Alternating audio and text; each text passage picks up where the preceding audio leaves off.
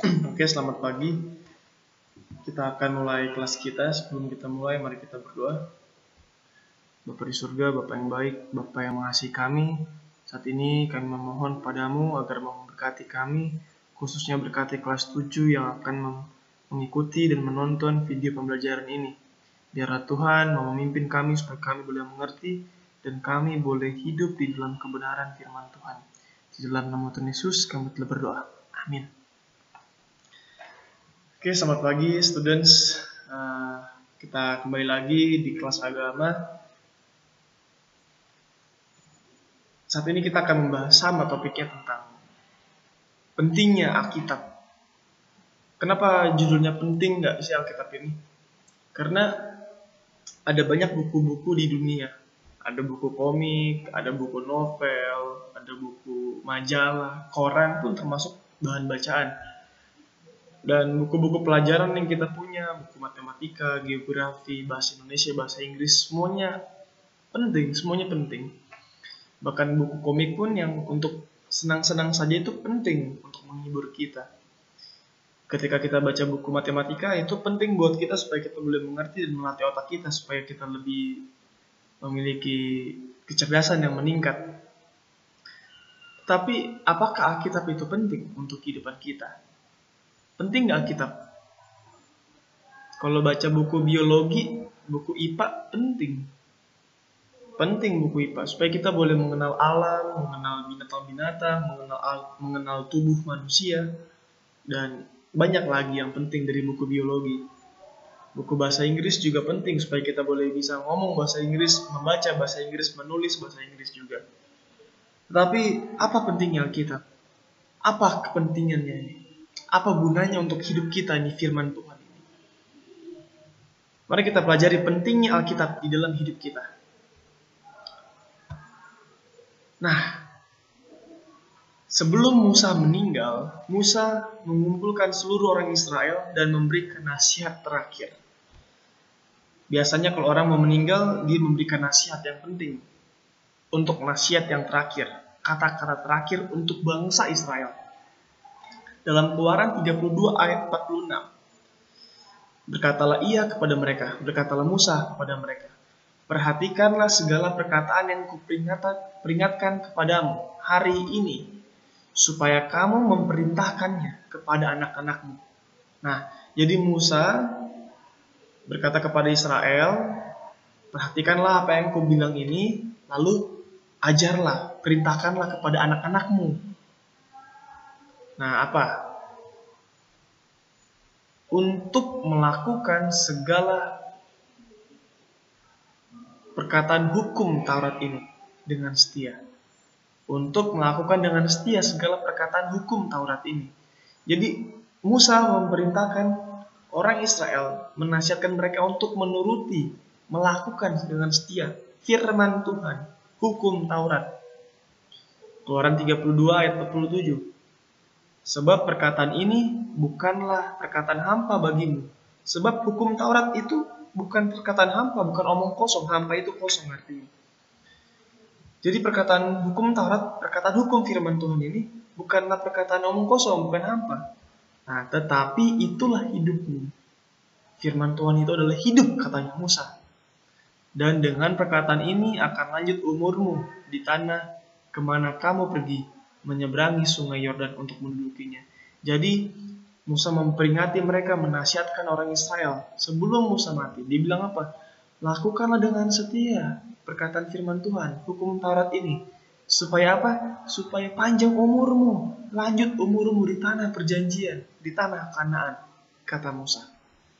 Jadi, apa aja nasihat Musa tentang firman Tuhan? Ada dua nasihat Musa. Yang pertama apa? Melakukan dengan setia firman Tuhan. Yang kedua apa? Mendapatkan hidup dari firman Tuhan. Melakukan dengan setia firman Tuhan dan mendapatkan hidup dari firman Tuhan. Itulah nasihat Musa. Ingat ini, catat ini baik-baik. Dua hal ini, penting ini. Apa temanya? Nah, kalau buku itu biasanya punya tema. Kalau buku biologi temanya ya tubuh manusia, alam, binatang-binatang, tumbuh-tumbuhan, nah itu dia. Tetapi Alkitab memiliki tema. Temanya adalah Yesus Kristus. Nah, ada dua temanya. Yang pertama, Yesus adalah tema umum dan tema utama dari Alkitab. Yang kedua, apa temanya? Cerita penyelamatan manusia yang dilakukan oleh Allah adalah pokok dari Alkitab. Jadi dua tema. Yang pertama temanya adalah Yesus Kristus. Yang kedua adalah cerita penyelamatan manusia yang dilakukan oleh Allah. Nah, itu dia temanya. Ingat, ini dua temanya. Ibrani 5 ayat 9 mengatakan apa? Dan sesudah Yesus mencapai kesempurnaannya, ia menjadi pokok keselamatan yang abadi bagi semua orang yang taat kepadanya. Jadi Yesus adalah tema utama. Ingat, dua tema utamanya adalah Yesus, dan yang kedua adalah cerita penyelamatan manusia. Sampai di sini jelas kan? Ingat-ingat ini ya. Jadi penting baca Alkitab, adik-adik. Karena kalau kita baca Alkitab, kita bisa mengenal Yesus yang adalah penyelamat kita, juru selamat kita. Jadi kalau mau selamat, datang kepada Yesus. Nah, apa sih tujuannya Alkitab ditulis? Apa tujuan Alkitab diberikan kepada manusia? Apa tujuannya? Kenapa Allah memberikan Alkitab kepada manusia? Nah, ini dia. Allah memberikan Alkitab kepada manusia agar, baca yang merah ini ya, ini intinya, poinnya. Agar manusia dapat dituntun kepada keselamatan. Nah, karena manusia sudah jatuh ke dalam dosa, dunia ini telah digelapkan oleh dosa, Tuhan ingin menyelamatkan manusia. Caranya bagaimana? Tuhan memberikan Alkitab supaya menuntun kepada keselamatan. Jadi Allah memberikan Alkitab kepada manusia agar manusia dapat dituntun kepada keselamatan yang hanya terdapat di dalam Kristus Yesus. Jadi tema Alkitab adalah Yesus, inti Alkitab adalah Yesus, dan Alkitab diberikan kepada manusia supaya manusia dituntun kepada keselamatan yang ada di dalam Yesus. Jadi secara garis besar, Alkitab atau tujuan Alkitab diberikan adalah penuntun kepada keselamatan. Nah, sampai di sini saya harap jelas. Apa sih manfaat? Tadi kan tujuannya. Manfaatnya apa untuk kehidupan kita setiap hari? Apa manfaat baca Alkitab? Apa manfaat mempelajari firman Tuhan? Apa kegunaannya Alkitab ini? 2 Timotius 3 ayat 16. Mari kita baca. Segala tulisan yang diilhamkan. Apa artinya ilham? Diwahyukan, diinspirasikan, diberikan. Nah, itu arti ilham ya. Segala tulisan yang diilhamkan Allah memang bermanfaat untuk mengajar. Jadi Alkitab itu kan diilhamkan Allah. Alkitab itu diberikan Allah, diwahyukan oleh Allah. Bermanfaat untuk apa? Untuk mengajar, untuk menyatakan kesalahan, untuk memperbaiki kelakuan, untuk mendidik orang dalam kebenaran. Ada berapa? Ada 4 manfaat Alkitab. Mengajar. Jadi kita diajar di dalam Alkitab, melalui Alkitab. Yang kedua, menyatakan kesalahan. Kalau saya masih nakal, kalau saya masih melawan orang tua, saya masih suka berbohong, suka berantem, Alkitab menyatakan kesalahan saya. Setelah dinyatakan kesalahannya, yang ketiga apa? Yang ketiga, memperbaiki kelakuan. Nah, kelakuan saya yang masih jelek diperbaiki oleh Alkitab kalau kita baca Alkitab. Yang terakhir, mendidik orang dalam kebenaran.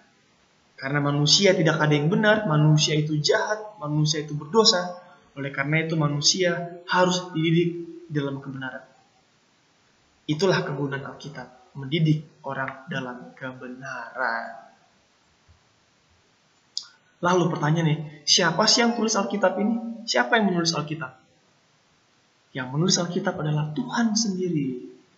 Alkitab ditulis oleh Allah, Roh Kudus melalui hamba-hambanya para nabi. Nah ini 2 Petrus 1 ayat 21.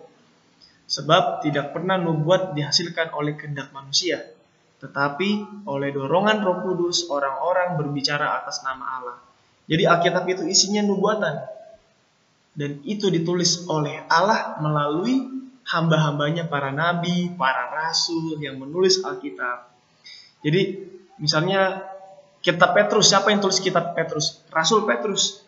Tapi Rasul Petrus digerakkan diinspirasikan, Rasul Petrus diinspirasikan, dibantu oleh Allah. Jadi bukan Rasul Petrus sendiri yang menulis, tetapi Allah, Tuhan yang menulis melalui Rasul Petrus dan juga hamba-hambanya yang lain ketika mereka menulis Alkitab. Jadi Alkitab ditulis oleh Allah sendiri.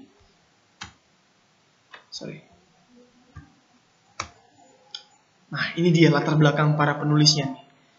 Musa itu menulis kitab apa? Kitab Taurat. Apa aja kitab Taurat? Kitab yang pertama, Kejadian, Keluaran, Imamat, Bilangan, Ulangan. Nah, itu 5 itu. Musa itu pemimpin politik dan kekuatan militer sebelumnya di istana Firaun di Mesir. Lalu dia bertobat dan menjadi gembala Israel, pemimpin Israel. Kitab Amos, siapa yang penulisnya? Amos. Amos itu kerjanya apa? Petani, pemelihara ternak. Kitab Samuel dan Yeremia juga adalah seorang muda dan imam. Nah, Daud menulis kitab apa? Daud menulis kitab Mazmur. Dan juga Salomo menulis kitab apa? Kitab Amsal dan Pengkhotbah. Mereka adalah raja. Dan semuanya di sini. Matius adalah pemungut cukai, pemungut pajak. Paulus adalah orang Farisi yang selalu berkelana.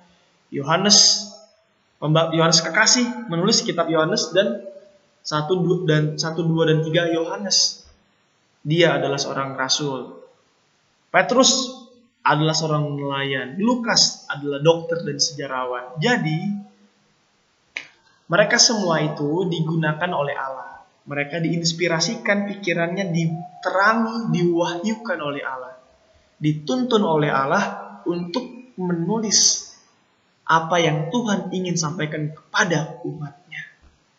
Yaitu dituliskan di dalam Alkitab. Jadi sudah jelas ya. Yang menulis Alkitab adalah Allah melalui para hambanya. Semoga pelajaran kita pada hari ini boleh bermanfaat. Kita telah belajar pentingnya Alkitab dan manfaatnya bagi kita. Dan juga siapa yang menulis Alkitab? Yang menulis Alkitab adalah Allah melalui para hambanya. Tolong disimak baik-baik materi pelajaran hari ini, dicatat dan catatannya dikumpulkan sebagai tugas. Sampai di sini kelas kita. Tuhan Yesus memberkati. Sampai jumpa di pertemuan selanjutnya. God bless you.